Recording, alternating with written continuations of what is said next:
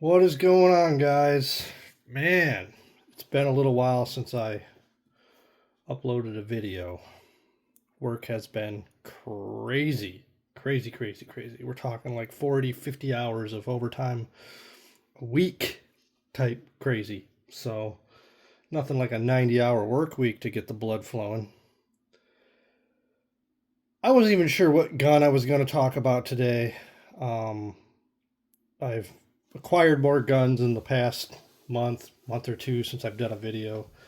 And I don't really want to talk about any of those because some of the guns I don't know a lot about. I mean, I knew they're guns I knew I wanted, but I don't feel like I'm enough of a subject expert to delve into the guns and start telling people about them without sounding like a jackass. So I'm going to talk about a gun that I've had in my safe, and it's a bit of a rare gun. You don't see them every day. In fact, you don't see them every year even.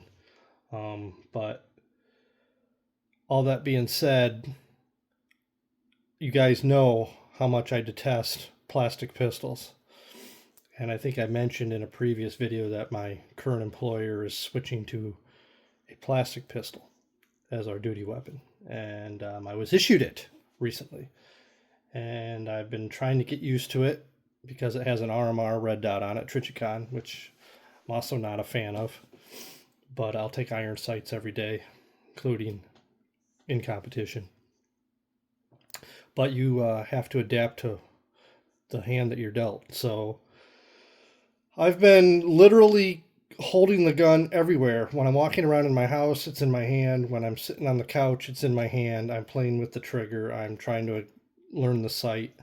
When I'm walking my dogs, it's in my hand the entire time because I'm one of these weirdos that want the feel of that gun to be like as natural as it can be at all times. I get a little, probably to the point of where it's like over the top, but that's just the way I've always been. If I have a gun where I'm going to be using to probably, if I'm using it to save my life or the life of somebody else, I want to be as intimately close with that gun as possible, even if I hate the nature of the gun. So we recently switched to this. Oh, I'll take it out of the holster here.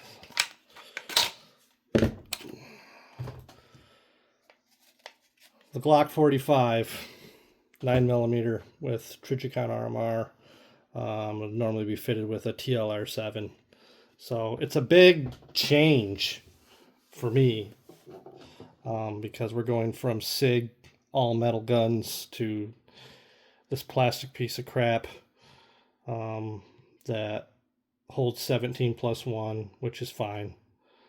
But just not a fan. Just I'm trying to like the gun, but I do not like it. But like I said, I can adapt. I can be I can learn to at least be proficient with the gun. So this is what we're rocking now. I did find that I like the medium back strap to make the grip bigger, so I went ahead and put that on. But we'll see. I'm probably gonna have to carry this thing for another 10 years. So I will try to get used to it and make do. So that's the new duty gun. They sold me my old duty gun for $230, which was a very nice SIG P229 in 40 cal with the rail and all that. And it came with, I think, 4 magazines. So that's that. So the gun I'm going to show today is, oh, real quick, I wanted to show this. A gentleman I've been PMing on through Facebook was asking me about some of my single stacks. He asked me if I owned any cars, and I do own a car, and he asked if I'd talk about it. I said, well, I'm not really going to make a video about it, but this is my Kahr K9. Of all the cars, this is my favorite one. This gun feels so good in the hand. It's a really great CCW gun. Even though I'm not typically a striker guy, this gun feels great. And it's got that long, smooth double action pull, but man, it's just a good gun. So he wanted me to show it to him, like the size of how it fits in my hand. And you can see I have rather large hands. But this gun, the way they made it, it just fills the hand. Like, it fits my hand perfectly with the extension, and the rubber grips feel good, and it's a very soft shooting gun for its size. But it's heavy. I mean, it's all metal. So that's the Kahr K9 for Scott. And I actually put night sights on mine. It normally comes with that, you know, bar with dot type sight. That's their standard sight. But great gun. All right, done talking about the car. Now let's talk about the gun that I want to talk about. So you guys already know what it is from the video, but title. But here it is, my Beretta 92 SB. Oh shit! Come on, compact.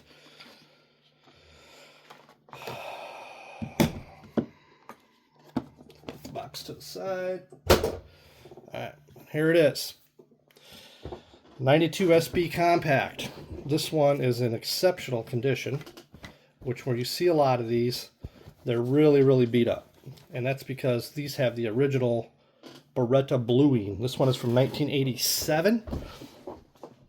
This is back before they were doing that Brunaton stuff, which I have no problem with the Brunaton finish. I find it to be a very durable, very nice finish.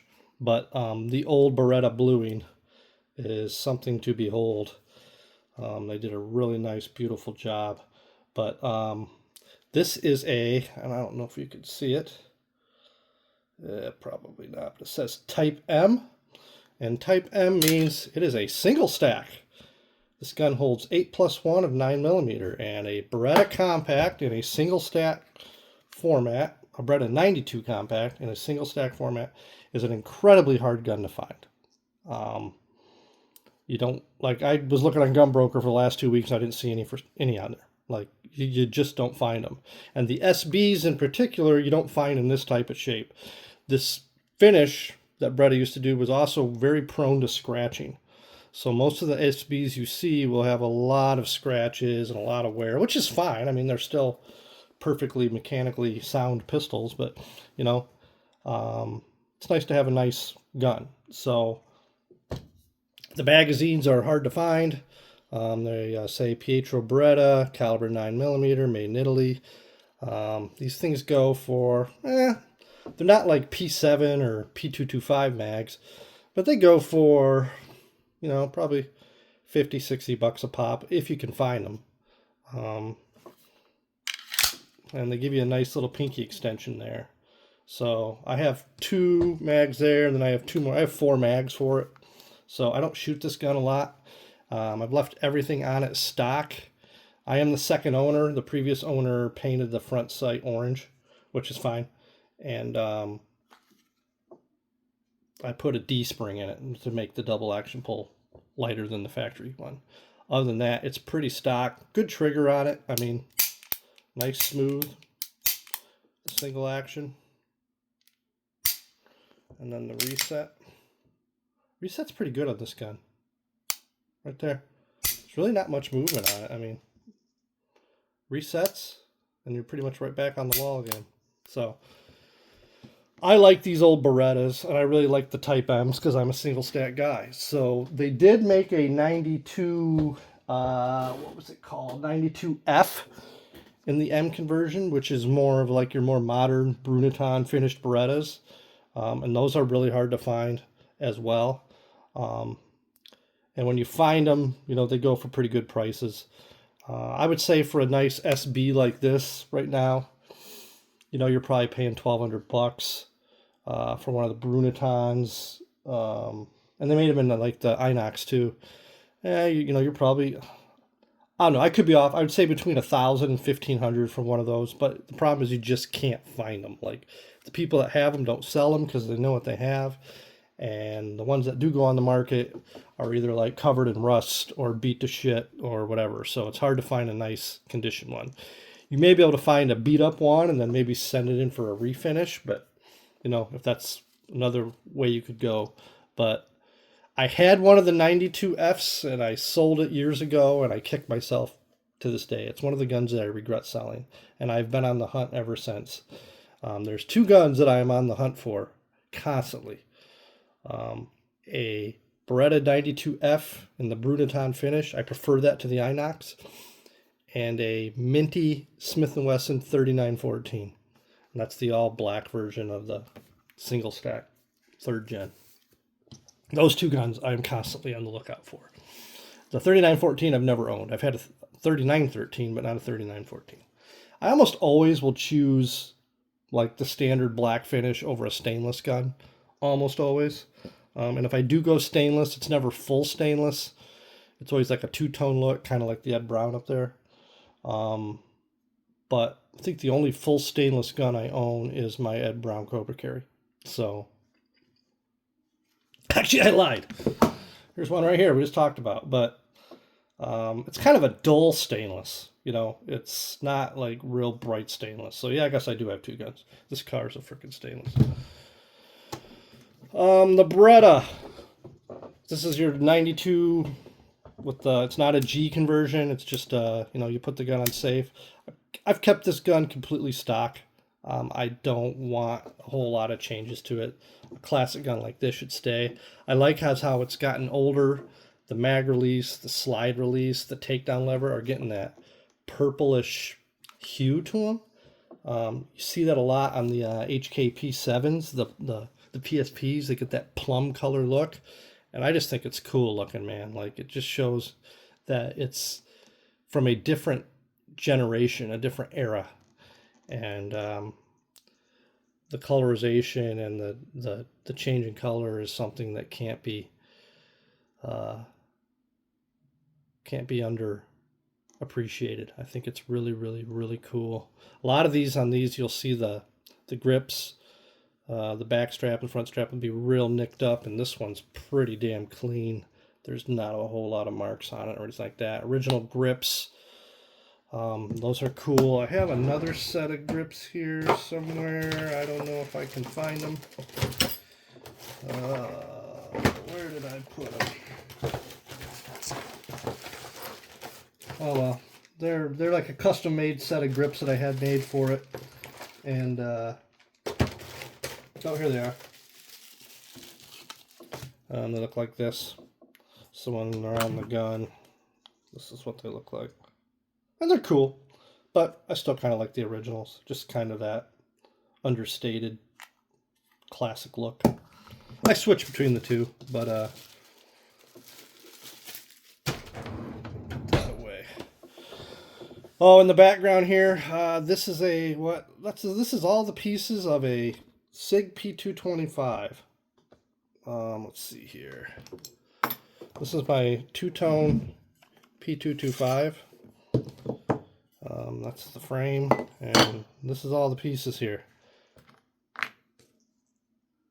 I'm just doing a stripped down, detailed clean on it. I love the P225. I'm going to do a video on this two-tone one.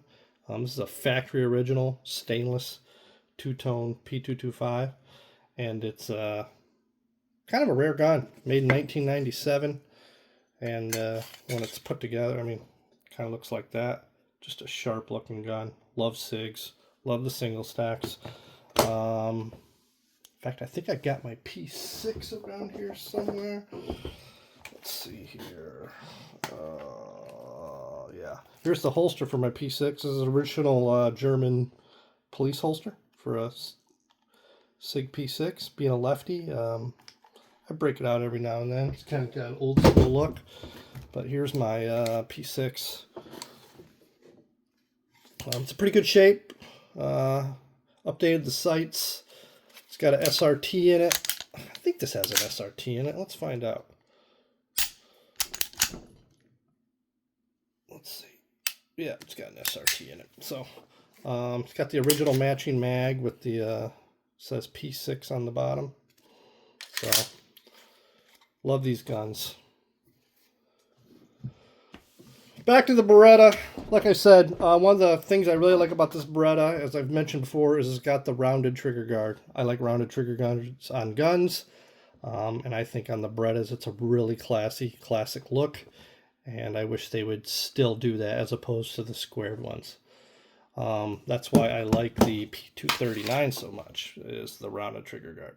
So I actually scored another one of these at a gun show, so I'm up to 4 9mm P239s now.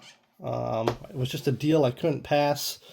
I traded a gun. a CZ, old CZ 82 towards it. And I made out pretty good on that deal, I feel. So, yeah, I'm up to 4 P239s. The one I traded for was an older one. I think it was a 1998 made P239, which is kind of cool. You can see all my these. I was doing magazine cleanings. Once a year, I try to go through and clean all my mags. So we got a bunch of 225, 239s, HKP7s, the Beretta, P225s, P239s.